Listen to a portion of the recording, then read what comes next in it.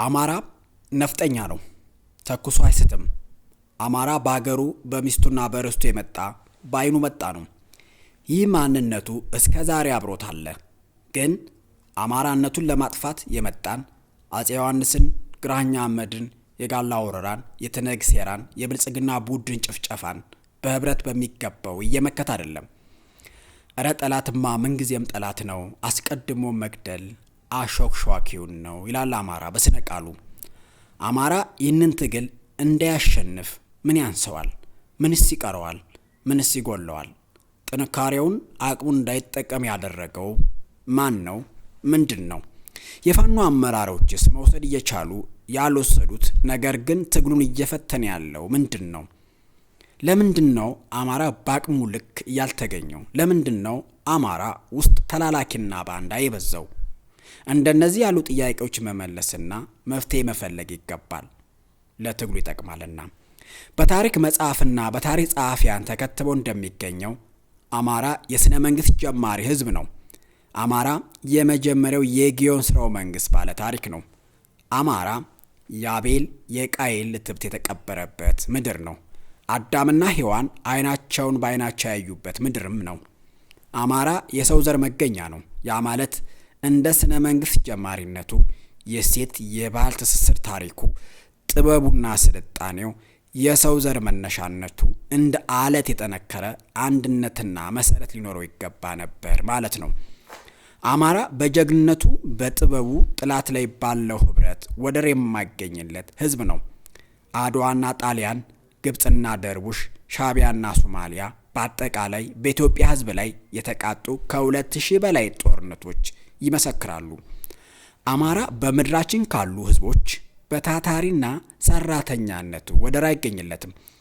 ከውጭ እስከ ውስጥ ያሉ መሪዎችና መንግስታት ሴራ በመሬት ላራሹ አዋጅ ድሃና ለማኝ ለማድረግ ቢጣርም እስካሁን የአገሪቱን ሀብት ተቆጣጥሮ ይገኛል። ይህንን ሀብቱን ለመንጠቅ በዘመናዊ በህግ ስበብ በፍጥነት ሀብቱን በመሪዎች እየተነጠቀ በዘራፎች እየተዘረፈ በአውዳሚዎች እየወደመ በፍጥነት ወደ ድህነት አረንቋ ለመግባት ቁልቁለቱን እየተንደረደረ ነው። አማራ በብዛት የሚሰደደው አገር የሚያቀናው ህዝብን ግብርና፣ ግንባታ፣ ሽመናና ፈጠራ የሚያስተምረው ታታሪ ስለሆነ ነው።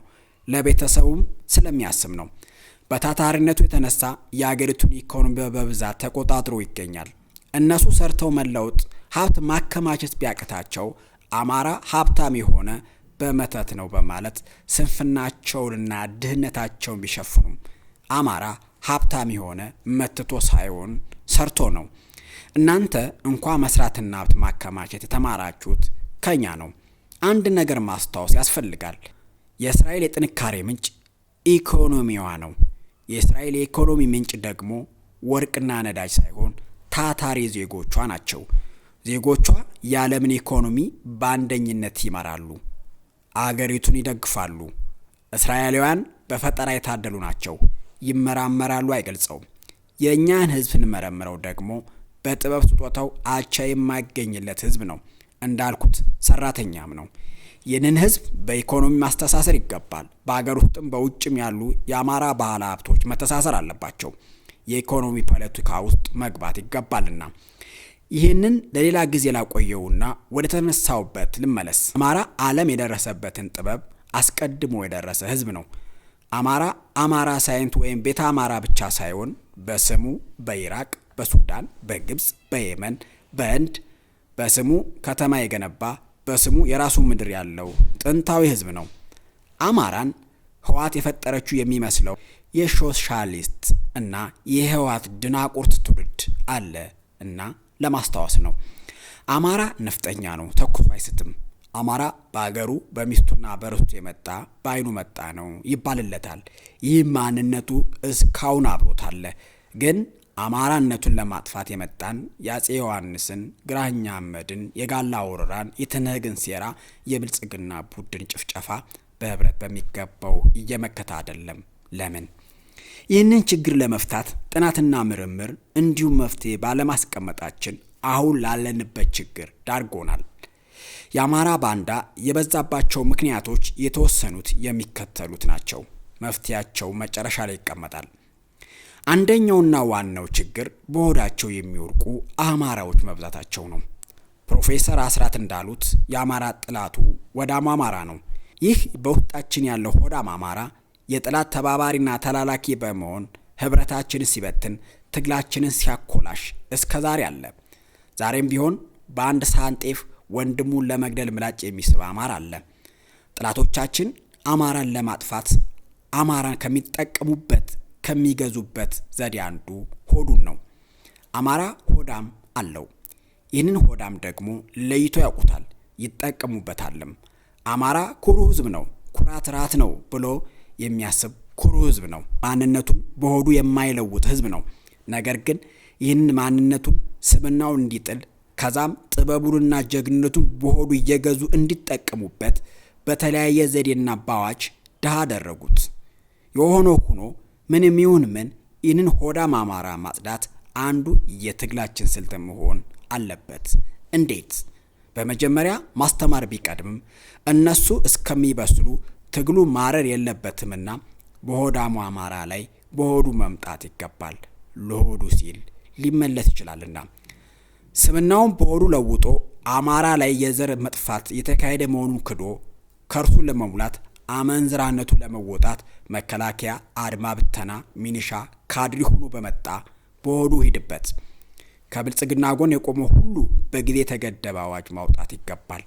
ከብልጽግና ጎን የሚቆም ሚኒሻ መሬቱና ንብረቱ እንዲወረስ ማድረግ ይገባል። ርስት አልባ እንደሚሆን ማሳወቅ፣ ቀጥሎ ማድረግም ይገባል።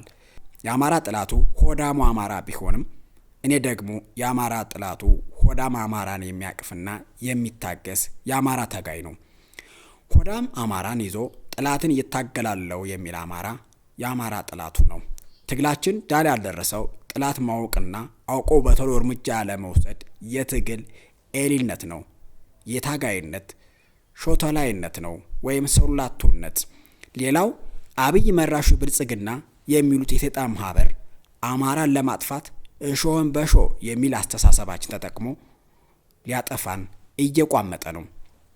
መቼም አማራ እርሱ ባይጠቀምበትም የትግል፣ የሳይንስ፣ የሃይማኖት፣ የስብና ስነ ቃሎቹ ይገርሙኛል። እሾህን በሾ ብሎ ጥላትን በራሱ ሰው በራሱ ሀብት እንዴት ማሸነፍ እንደሚቻል የትግል ስጥ ያፈለቀው የነዛ ትውልድ ልጆች ጥላቶቻቸውን እሾህን በሾ አስተሳሰብ ቤታቸው ድረስ ሂደው ባይበታትኑት እንኳ ቤቱ መጥተው እሾህን በሾ በሚል አስተሳሰብ እያጠፉት እንደሆነ እንኳ በቅጡ እየተገነዘበ አይደለም። በደርግም አማራ ቀጥቅጠው ከገዙ ሰዎች መካከል በብዛት አማራዎች ናቸው። በህዋት ዘመንም ከህዋት በላይ አማራን ጠል ሆነው ትምክተኛ፣ ሀዳሪ፣ ነፍጠኛ እያሉ ይሉ የነበሩ አማራዎች ናቸው። ተላላኪ አማራዎች ያሰሩን፣ ይገሉን፣ እንዳንራባ የሚያደርግ መድኃኒት ይወጉን የነበሩትም የኛ ሰዎች ናቸው። በሆዳቸው እየተገዙ ማለት ነው።